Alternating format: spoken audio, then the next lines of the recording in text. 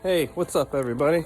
Welcome back to the channel and welcome back to the show. It's another beautiful day here in upstate New York, and today we're going to change the brake pads on this 2002 Cadillac Escalade. Alright, so we're just doing the front brakes today. First thing you're going to want to do is wear some clothes that you don't mind getting dirty, because there's going to be a lot of brake dust. You're going to want to wear gloves, and where's the gloves I had? I like these mechanics gloves. They're pretty thin and easy to work with. Also, I would suggest that you have a parts tray like this one. You're gonna need a flathead screwdriver just for prying on the calipers. This C-clamp to spread the brakes, or I have this brake spreader, but I'll probably just use the C-clamp because it's easier. Here's the brake pads. It comes with two sets for your front, and this has the hardware and everything with it. But anyway, you get two sets of these brakes, and this was only, I think, about $42 for these. So if you do it yourself, you're gonna save yourself a couple $100.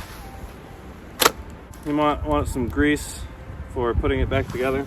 You might want a bigger jack. This is the one that comes with the Cadillac. You're gonna want a T55 Torx head for taking the calipers off. That's about everything you're gonna need. All right, so you're gonna want to loosen up these 6 bolts before we put the jack under it.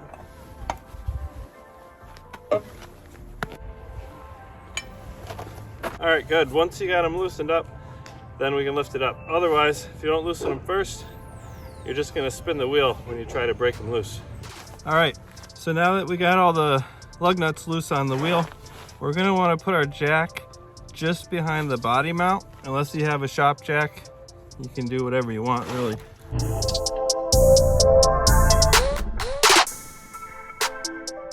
But I'm gonna show you where the proper position is for this. Okay, if you crawl under here, you can see right there's the body mount. And if you just go a little ways behind that, you can see the frame. Look, just behind the body mount on this frame here on the chassis. That's where you're going to want to put the jack. Okay, so we're going to put it right there.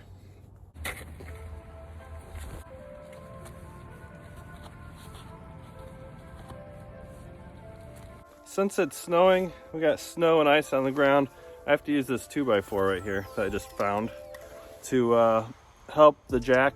Otherwise, it's not going to lift the Escalade up far enough to get this wheel off. All right, guys, so we got the jack in place, as you can see where it's mounted right there. And I have this piece of wood under it for a little extra support. And also, since we're working in the snow, it gives me a little bit more height on the jack. Once you got the vehicle jacked up properly, you can go ahead and take off the rest of the lug nuts. Now that we have all the lug nuts out, we just need to pull the wheel off of here.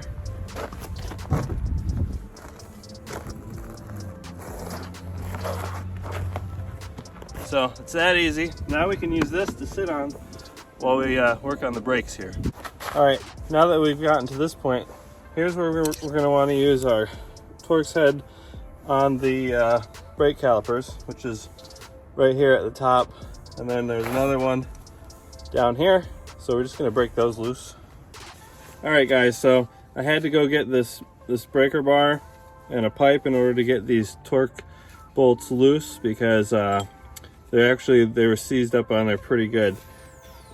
Now that you got these bolts loose, you can just slide them out like that. You can see there's some grease on there still. And we got some more grease in case you don't have any grease on them already.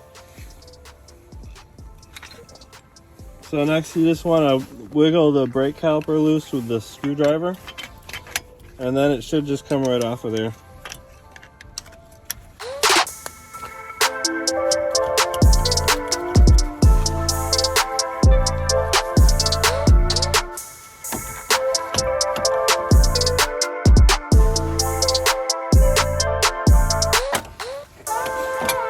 So now we got the brake calipers off, these brakes they just slide out, you see? Just like that.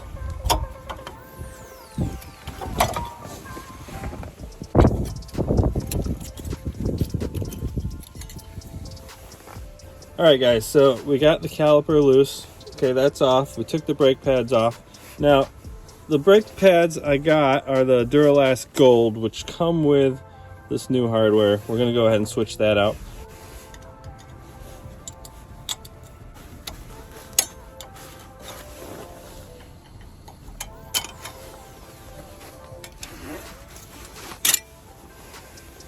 Okay, so there's the old one, and we're just gonna replace that. No big deal.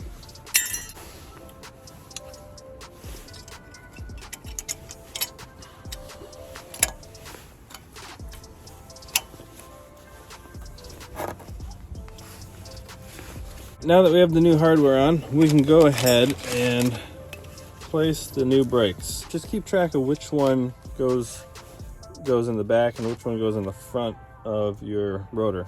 Okay, this one with the wear indicator on this side actually goes in the back, but if you just match up how you take them off, then you'll know. So we'll put this one on, and they're just going to slide on like the same way you took them off. Okay, with the other one, we're going to want to put that brake pad on here just so we can open this up a little bit. So I'm using the C-clamp, but like I said before, I have the brake splitter tool. I'm not even going to really use that because this is just a lot simpler. So we just want to make sure that it's opened as far as possible so we can fit it on over the new brakes easily. Now remember, after we get this back together, when you start up your vehicle, you're going to want to pump the brakes until you feel some resistance on the brake pedal. Otherwise, they're not going to work.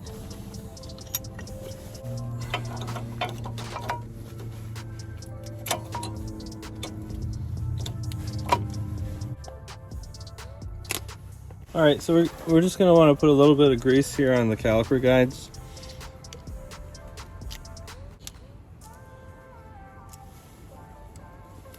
Now that we have the new brakes on here, we can go ahead and put the calipers on.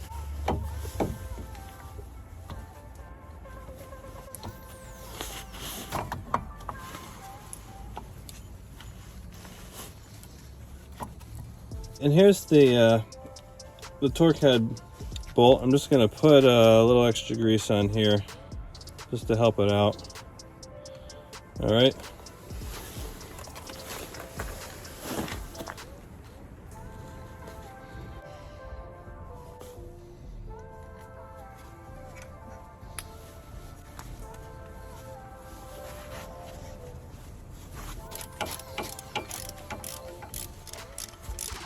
So it looks like we're all set here. We have the new brake pads and hardware installed. We got the torque bolts back on, and our rotor blade looks pretty good still. You can tell this one's been replaced before. So all we have to do now is put the wheel back on and tighten up the lug nuts, and remember to pump the brakes when you first start it up. So once you get the lug nuts snug, you can lower the jack, and then once it's all the way lowered, what I like to do is make sure the lug nuts are tight.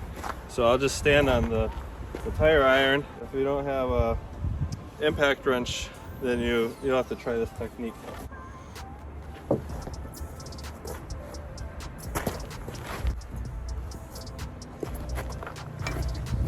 All right, so you can drive it around and just come back and check the tightness of the lug nuts again after you drive it around for a while, and then you should be good.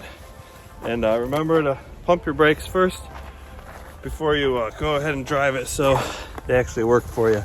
All right, so now that we have the wheel back on, I have one more thing to show you, like a little bonus here. All right, so my back tailgate, if I unlock the car, okay, so that's unlocked. It won't unlock the tailgate. See, you can't get it open. So I'm going to show you a little trick how to unlock it from the inside. You're going to have to climb into the back. As you can see, we're back here where the tailgate is, and let me try to get a good angle. for you to see this. You're gonna want to reach under this panel here and pull it up. And then if you push up on this one piece, it'll open up the window. See that? It's right about where my index finger is, right there. You push up on it, okay? Now, there's another one a little bit over. If you push that to the left, you can feel it. It's like near the spring. Push it over, and you can open the door open like that. But the problem is your lock actuator is probably broken on here. So you're not going to be able to unlock it and open it from the outside. This is a common problem in all Chevy SUVs, the Tahoe, Suburban, Yukon, Escalade. Pretty much all have the same problem with the tailgate lock actuator not working. So it's kind of a pain, because then you can't put anything back here, like when you go to the store, get groceries or whatever. It's inconvenient. So I'm gonna have to fix this eventually. Thank you so much for watching the show today. If it helped, please smash the like button for me. And if you're not already subscribed, make sure you subscribed, and I'll see you next time. Bye guys. Champagne Perrier, finished friends on my face, looking like I'm from the D. D's no Cartier.